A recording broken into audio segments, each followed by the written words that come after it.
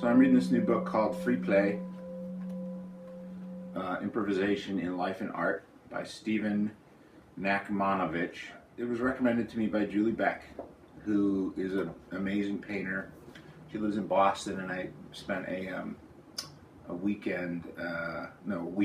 painting with her and a bunch of other artists out in eastern Pennsylvania. And so we always have these big chats and have, like at meal times we sit around and just sort of pick each other's brains. And this was something that book that she recommended that she really enjoyed, so I got it. And I was reading a little bit of it today, and I think it's really pretty amazing. It's funny how I've been on this process of moving in my art and in my life generally, but for purposes of this discussion, in my art, into a different relationship with my art. And it's funny how these books will come out of nowhere and just be sort of the perfect book for the moment.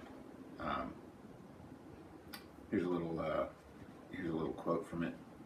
This is from Stephen Nachmanovitch. I don't know who that is, but it's from the introduction. Improvisation is a mystery. You can write a book about it, but by the end, no one still knows what it is. When I improvise and I'm in good form, I'm like somebody half sleeping. I even forget there are people in front of me. Great improvisers are like priests. They are thinking only of their God. Isn't that nice? Yes. Yeah. They're thinking only of their God. Yeah. And I think it's funny, I think that's true. Yeah. When you're really into it, you're just, yeah. Yeah. So this is when I did my first sort of. Oh, are you talking to me now? No, I'm not talking to the movie. But you can be in the background, honey. I'm just doing this conversationally. Okay. I'm improvising, sweetie. All right, good. That's a great improvisation. That's Pauline in the background, my wife, my lovely wife, and my great partner in all of this, which is nice. It's more than nice. It's like the best thing to have a good partner in this sort of process. But anyway, about this quote by Stephen Nachmanovitch. I even forget there are people in front of me. Well, I mean, I think every artist has had that experience of losing track of time, and I've always had that. With my work, and it's only when I lost that about 10 years ago that I started to feel like I needed to get a different relationship with my art, sort of recapture that engrossing quality that it always used to have. Like art, illustration is so often tied to some task. It's visual communication, visual problem solving, but it's a different thing than sort of engaging with your art in a improvisational way, where you don't have the outcome isn't predefined. So when I'm doing illustration, I'm always working to a sketch, and with an improvisational way, the idea is that the painting can go off in any direction at any time. This idea, when I improvise, I'm in good form. I'm like somebody half sleeping. Great improvisers are like priests. They're only thinking of their God. When I sort of started this process, it began with this one painting called Prometheus, which is a painting that I did when I was feeling very frustrated, and I worked on it overnight, something I very rarely do. I don't like to work late, but in this case I stayed up all night painting this one painting. And I had very strongly, for the first time really ever, I can't think of another time I'd had the same feeling. I had this feeling like I was not entirely in control of the process. So my brush strokes, I was making brush strokes that I never make.